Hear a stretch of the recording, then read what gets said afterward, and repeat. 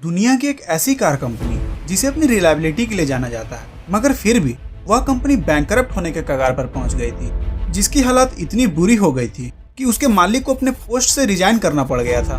इनके कार्स की रिलायबिलिटी इतनी अच्छी होती है कि ISIS के आतंकवादियों के पास भी आपको इन्हीं की पुरानी पिकअप ट्रक्स मिलेंगी।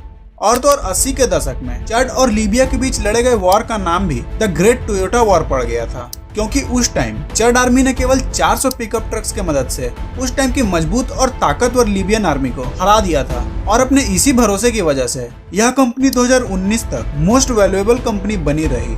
आखिर कैसे यह कार कंपनी इतने बुरे दौर से दुनिया की सबसे बड़ी कार कंपनी में से एक बन गई, आइए जानते हैं आज की इस वीडियो में। और इस वीडियो को हमने अपने पिछले वीडियो के स्टार कमेंटर ज्ञानदीप चौहान के डिमांड पर बनाया है, तो चलिए शुरू करते हैं।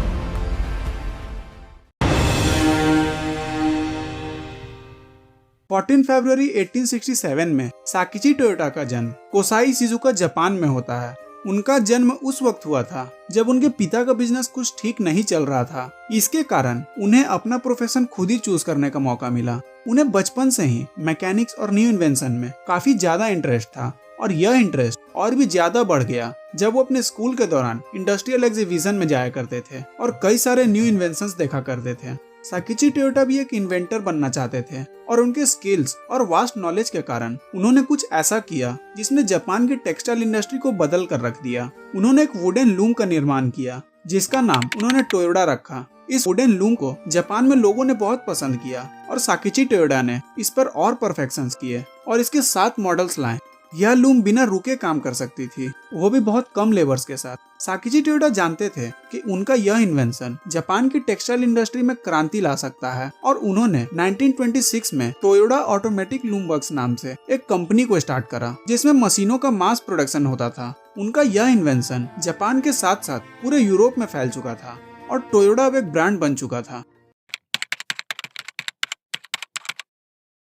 1930 में साकिची टोयोटा का देहांत हो जाता है, जिसके बाद किचिरो टोयोटा कंपनी के न्यू मालिक बनते हैं। उसके कुछ ही साल बाद एक इंडिपेंडेंट कंपनी टोयोटा मोटर्स की शुरुआत होती है। अपने शुरुआत के दिनों में टोयोटा मिलिट्री के लिए ट्रक्स बनाया करती थी और उनकी पहली पैसेंजर कार टोयोटा A1 थी। अपनी जर्नी की शुरुआत में टोयोटा ने कई सारे यूरोपियन कार्स के डिजाइन को कॉपी करा और अपनी कार्स में इम्प्लीमेंट करा। टोयोटा उस वक्त कार को बना रही थी, लेकिन वो इतने एक्सपेंसिव हुआ करते थे कि उनका मास प्रोडक्शन भी नहीं किया जा सकता। उसी वक्त रिजाबोरो टोयोटा, जो कि किचिरो टोयोटा के ब्रदर इन लॉ थे, उन्होंने कंपनी के नाम को बदलने का सजेशन रखा, क्योंकि टोयोटा का मतलब जापान में उपजाऊ चावल धान होता है और यह नाम किसी कार कंपनी पर सूट नहीं कर रहा था। किचिरो टोयोटा को भी यह सजेशन बहुत ही अच्छा लगा और उन्होंने कंपनी का नाम बदलकर टोयोटा कर दिया। अब यह ऑटोमोबाइल डिवीजन एक इंडिपेंडेंट कंपनी बन चुकी थी, और उसी वक्त जापानीज गवर्नमेंट ने भी 3000 ट्रक्स बनाने का ऑर्डर दिया। टोयोटा के लिए यह एक बहुत ही बड़ा ऑर्डर था, और किचिरो टोयोटा ने भी डिसाइड किया कि अब वो वेस्टर्न डिजाइन को छोड़कर न्यू डिजाइन पर फोकस करेंगे। लेकिन तभी कुछ ऐसा होता है कि टोयोटा के बुरे दिन शुरू हो जाते हैं।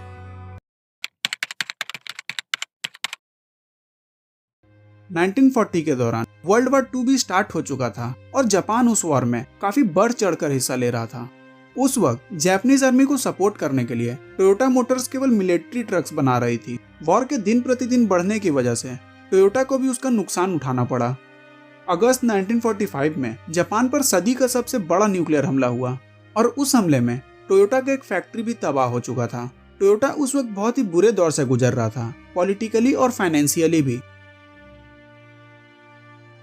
जापान के सरेंडर करने के बाद यूएस गवर्नमेंट ने टोयोटा को पैसेंजर कार्स बनाने से बैन कर दिया। टोयोटा अब सिर्फ ट्रक्स बना सकती थी सिविलियंस के लिए, ताकि जापान वापस से अपने इंफ्रास्ट्रक्चर को बना सके। टोयोटा की स्थिति अब और भी खराब होते जा रही थी, क्योंकि न्यूक्लियर हमले के बाद कंट्री की इकोनॉमी बहुत ही बुरे दौर से गुजर रही थी और यह बैंकरप्ट होने के कगार पर पहुंच गई थी। और 1947 से लेकर 1952 तक टोयोटा ने सिर्फ 300 कार्स ही बनाए। इतनी सारी मुश्किलों और लेबर स्ट्राइक्स के बाद किचिरो टोयोटा ने साल 1950 में अपने प्रेसिडेंट के पोस्ट से रिजाइन कर दिया। 1952 का दौर आता है और कोरियन वॉर भी अपने पीक पर था। उस वक्त यूएस आर्मी को एक ऐसी कंपनी चाहिए थी जिसे ट्रक्स बनाने में एक्सपर्टीज हो, और खुदकिस्मती से टोयोटा जापान में ही थी। यह टोयोटा के लिए एक दूसरा मौका था वापस से खड़ा होने का। यूएस आर्मी ने टोयोटा को 4500 ट्रक्स बनाने का ऑर्डर दिया और धीरे धीरे टोयोटा ने अपने प्रोडक्शन को 300 से बढ़ाकर 1000 ट्रक्स पर मंथ कर दिए। टोयोटा अब अपनी गलतियों से भी सीख रहा था और कार डिजाइन को कॉपी करना भी बंद कर चुका था, क्योंकि इसके चलते वह ग्लोबल मार्केट में अपनी पहचान नहीं बना पा रहे थे। 1955 तक टोयोटा की स्थिति काफी हद तक ठीक हो चुकी थी और कंट्री की इकोनॉमी भी वापस से अपनी जगह पर आ रही थी। और उस वक्त स्टेट गवर्नमेंट ने भी टोयोटा को ऑर्डर दिया कि वो पुलिस और टैक्सी के लिए गाड़ियां बनाए। इस मौके का फायदा उठाते हुए टोयोटा कुछ यूनिक बनाना चाहती थी और उन्होंने जापानीज पुलिस के लिए टोयोटा क्राउन बनाया। कार के ग्लोबल रिलीज के बाद इसको काफी अच्छे रिव्यू मिलने लगे। इसके बाद टोयोटा एसयूवीज पर भी काम कर रही थी और जापान के अंडर डेवलप रोड्स को देखते हुए टोयोटा लैंड क्रूजर को लॉन्च कर दिया और इसे भी काफी अच्छे रिव्यूज मिलने लगे।